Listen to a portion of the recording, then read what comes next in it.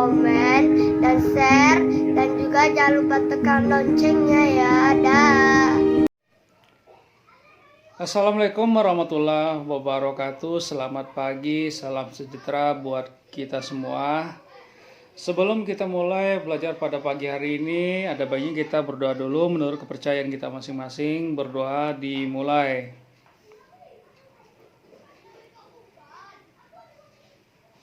Berdoa selesai. Amin ya robbal alamin. Oke, baiklah anak-anak ya. Pertama-tama marilah kita mengucapkan puji syukur ya kehadiran Allah Subhanahu wa taala, Tuhan yang Maha Esa. Karena kita masih diberikan kesehatan ya. Masih diberikan kesehatan artinya kita masih diberikan nikmat hidup ya oleh Allah Subhanahu wa taala. Sehingga kita masih bertatap muka secara daring pada pertemuan kali ini. Oke, baiklah anak-anakku semuanya. Sebelumnya juga Bapak mendoakan kalian ya dalam keadaan sehat ya. Ya, tidak terkurang sedikit apapun ya. Sebelum kita buka materi ini, ada beberapa hal yang ingin Bapak sampaikan seperti biasa ya. mengulang-ulang ini berhubungan dengan tugas-tugas ya. Bapak mulai dari kelas 7A dulu ya, dari kelas 7A. Kebetulan Bapak sendiri wali kelasnya. Di kelas 7A ini masih ada beberapa orang dari 10 kali pertemuan tugas ya, itu satu pun tidak ada. Ya, satu pun tidak ada. Contohnya Nur Aziza ini sudah berapa kali Bapak hubungi ya, Bapak nggak tahu kenapa ditolak. Ya, alasannya tidak ada yang ngantar ya. Tapi Bapak heran kok selama ini kok nggak ada kabar, kok nggak datang ke sekolah ya, ada apa gitu. Oke, jadi bagi kalian yang tahu atau tetangga dengan Nur Aziza, tolong disampaikan kepada orang tuanya ya bahwa Nur Aziza tugas-tugasnya belum selesai. Ya nah ya, biar diselesaikan secepatnya. Jadi masih banyak di kelas 7A ini, tidak hanya Nur Aziza, termasuk teman-teman yang lain. Untuk tugas yang lengkap pun ada ya, 10 kali pertemuan, 10 kali tugas, itu pun ada di kelas 7A ya, ada beberapa orang. Salah satu contohnya, mungkin Bapak tidak sebutkan semuanya ya. Salah satunya di sini seperti Fadila, Aulia Relita, Deca ya, Kania ya, Muhammad Farisanjaya dan lain-lain ya. Itu lengkap, tugas-tugasnya lengkap. Ini bagus sekali. Jadi teman-teman seperti yang Bapak sebutkan tadi itu harus kalian tiru. Kenapa dia bisa tugasnya lengkap ya? Itu pertanyaan yang harus kalian munculkan ya. Kenapa dia bisa? Kenapa tugasnya bisa lengkap? Ya. Kalian boleh bertanya dengan mereka. Kuncinya apa ya? Kalau menurut Bapak salah satunya tentunya bisa membagi waktu ya, membagi waktu belajar dengan waktu istirahat, dengan waktu main. Jadi waktu main ada waktu main ya. Jadi kita ini tidak mungkin belajar terus. Pasti ada refreshing juga, penyegaran ya. Dan waktu istirahat ya, ibadah, makan ya dan lain sebagainya.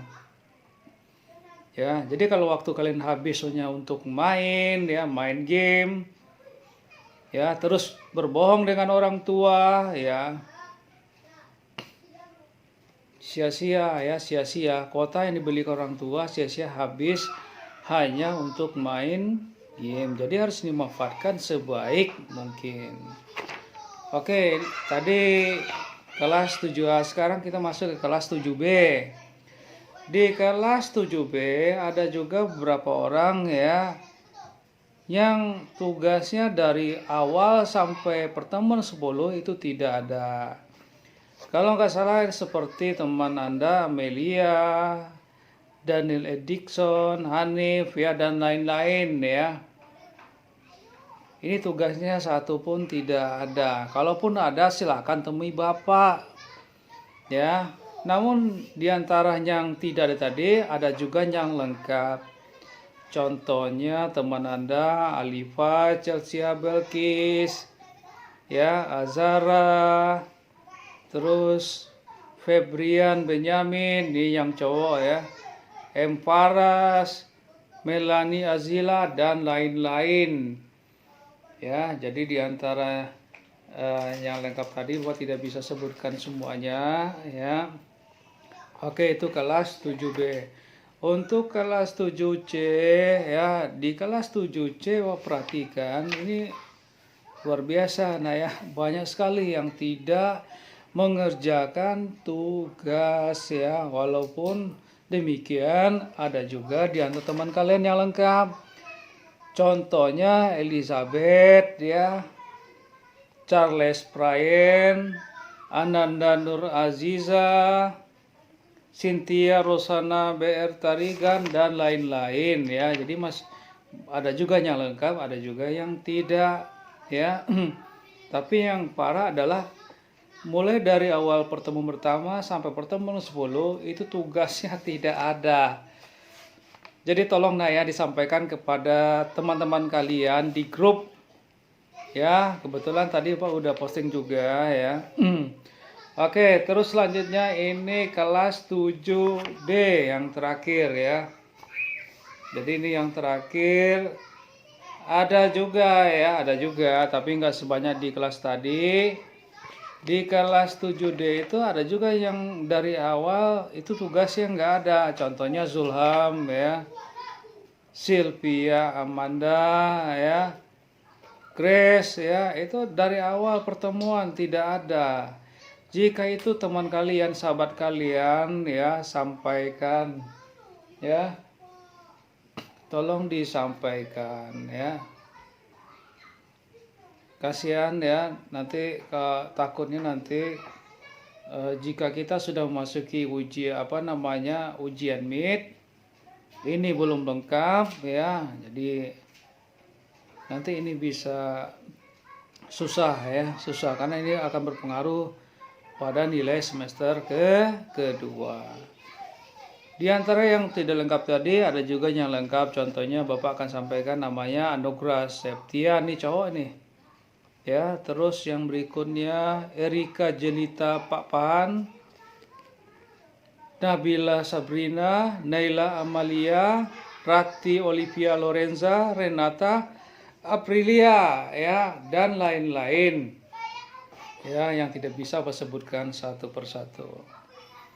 Jadi bagi kalian ya yang rasanya nilainya ya, tadi kebetulan tadi Bapak udah foto, udah Bapak pajang di grup. Jika misalkan nilai kalian ada yang kurang, di sana kosong sementara kalian sudah mengerjakan, ya silakan, mungkin bisa saja Bapak lupa, silakan kakak kalian atau orang tua kalian menemui Bapak setiap ya hari Senin sampai hari Jumat ya. Silakan menemui Bapak dan membawa tugasnya. Ini Pak tugasnya.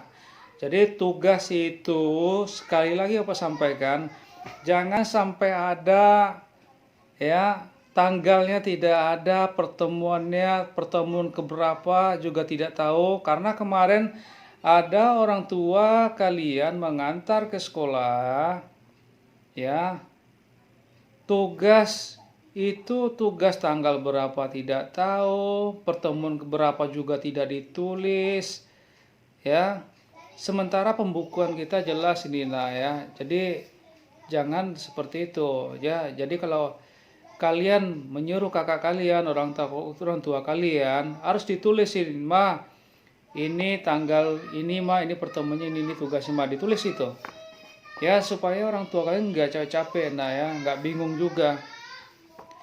Oke, jadi itu berhubungan dengan nilai-nilai tugas 10 kali pertemuan ya. Jadi bagi kalian yang sudah lengkap ya, Bapak sangat berterima kasih sekali ya. Tentunya ini demi kebaikan kalian juga ya. Tentunya Bapak juga senang sebagai guru bahasa Indonesia kalian bisa melaksanakan itu dengan baik. Oke, baiklah anak-anakku semuanya. Kemarin kita ya sudah membahas unsur-unsur, kita sudah membahas alur juga sudah ya.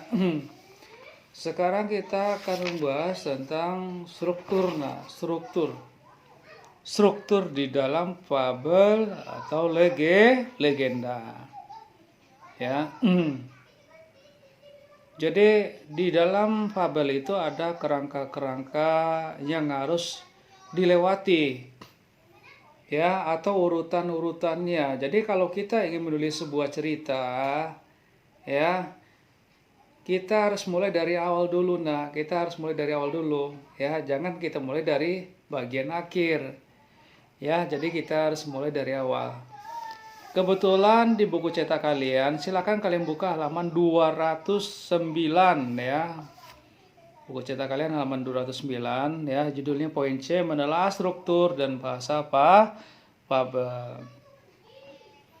Jadi di bagian pertama itu kita menyebutnya orientasi. Nah, apa itu orientasi? Kebetulan di buku ini sudah dijelaskan juga ya. Bagian awal dari suatu cerita yang berisi pengenalan tokoh, latar, tempat, dan waktu.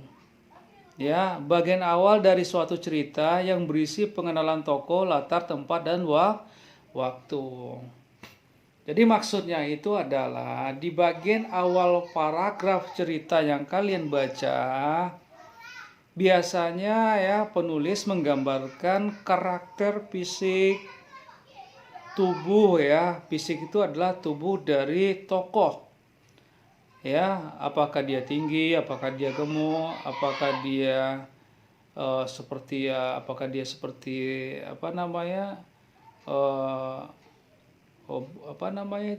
raksasa ya, seperti raksasa ya. Apakah itu hewannya seperti buaya, itu kan raksasa yang besar gitu ya. Terus apakah dia punya pakaian, apakah dia memakai sepatu ya, apakah dia memakai topi dan lain-lain. Itu namanya bagian orientasi ya.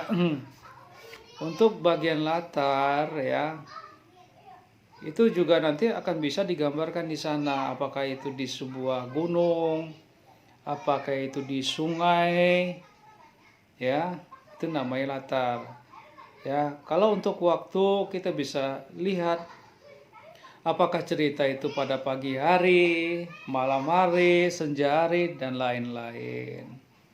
Itu adalah bagian orientasi. Yang kedua ya, komplikasi, konflik atau permasalahan antara satu dengan tokoh yang lain, komplikasi menuju klimaks. Artinya ya, antara kancil dan buaya ya, tentunya sebelum dia bertengkar ya, pasti diawali dengan perkenalan dulu ya. Dia berkenalan dulu, berbicara dulu ya. Setelah itu mungkin dari pembicaraan itu ya, buaya mungkin cara berbicaranya yang tidak sopan kepada kancil ya. Di sana mulai timbul ya, konfliknya mulai timbul ya. Setelah konflik mulai timbul ya, konflik tadi mulai muncak. Artinya muncak, persoalannya udah semakin rumit ya. Buaya ya mencari cara bagaimana cara mencelakai si kancil. Apakah membuat lubang ketika dia jalan, kancil terprosok atau jatuh ya. Itu namanya konflik. Konfliknya udah semakin memuncak ya.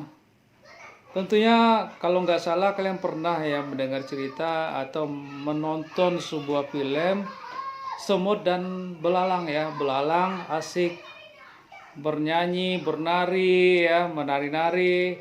Sementara semut ya berjuang untuk mencari makanan, pasokan ya, menghadapi musim. Ya, musim yang selalu berganti.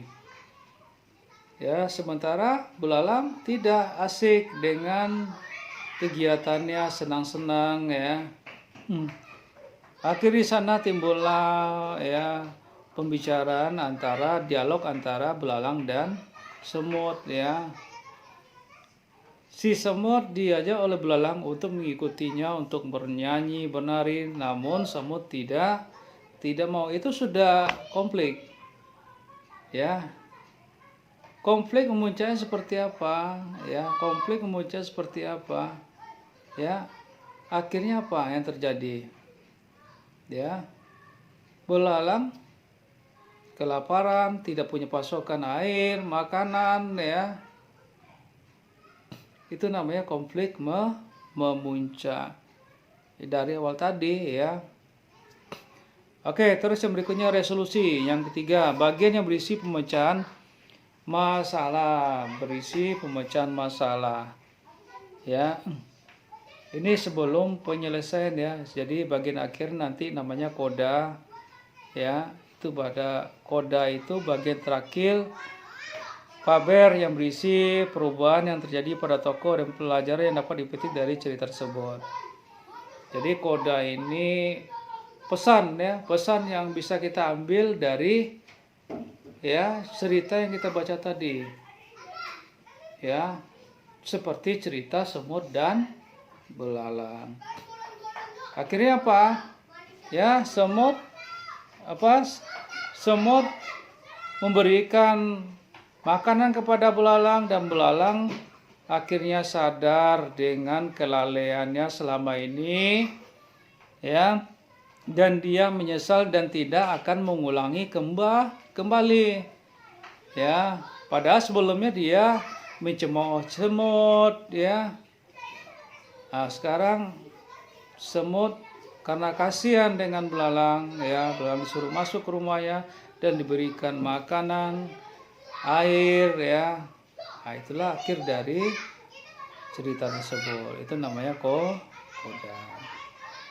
Oke, baiklah anak-anak semuanya ya, dari poin-poin tadi ya harus bisa kalian pahami ya, itu adalah bagian-bagian dari struktur fabel. Jadi yang pertama itu orientasi, yang kedua komplikasi, yang ketiga resolusi, yang terakhir koda. Koda itu adalah bagian penyelesaian ya. Dari bagian penyelesaian itu akan timbul nanti ya wacana pembaca, oh ini seperti ini ya, ini pesannya seperti ini. Oke, baiklah anak-anakku semuanya, untuk menutup materi ini tentunya Bapak akan memberikan latihan kepada kalian ya. Sebenarnya untuk di KD ketiga ya, di KD ketiga itu kita menceritakan kembali isi fabel ya. Tetapi sebelum menceritakan kembali isi fabel, Bapak minta ya menulis ya satu halaman buku tugas kalian itu ya, tergantung kemampuan kalian, imajinasi kalian ya. Ada yang bisa 2 halaman silakan ya, 3 halaman bisa silakan.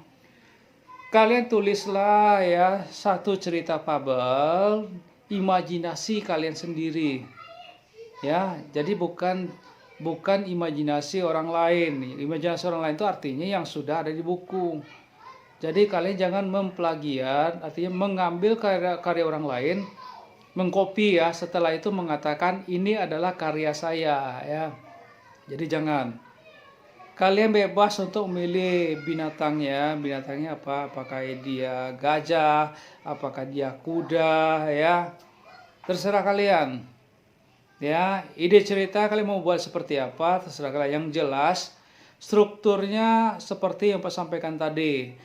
Ada orientasinya, ada konfliknya, resolusi, dan koda. Jadi intinya cerita itu nanti akan satu full ya, bukan ABCD, bukan ya. Jadi Bapak ingin melihat nanti yang kalian tulis itu adalah cerita lengkap ya, cerita lengkap atau ceritanya full, nah 2 halaman atau 1 halaman ya, seperti yang ada di buku-buku ini nak ya. Buku, kalau di buku cetak kita lihat di sini ada cerita apa namanya, di LKS juga ada ya, belalang sembah misalnya kan, ini belalang sembah dan lain-lain ya. Jadi kalian coba latih imajinasi kalian ya, ciptakan sendiri. Bapak tidak akan melihat oh ini harus benar, ini harus, nanti saya takut salah Pak, enggak ya. Terus yang kedua, bagi kalian yang punya laptop, boleh kalian ketik ya, boleh kalian ketik. Ini khusus bagi kalian yang punya laptop, boleh kalian ketik. Bagi kalian yang nggak punya laptop ya, silakan ya kalian tulis tangan, tetapi Bapak minta tulisan yang rapi dan bisa dibaca ya. Jadi tulisan yang bisa. Oke, mohon maaf tadi sempat terpotong ya. Jadi maksud Bapak adalah tulisan yang bisa dibaca ya. Itu boleh kalian kerjakan di buku tugas kalian ya. Ini khusus bagi kalian yang tidak punya laptop atau komputer, boleh ditulis tangan lah ya. Mungkin itu dulu yang bisa saya sampaikan untuk materi kita pada pertemuan kali ini. Jika Bapak ada salah-salah kata, mohon dimaafkan ya.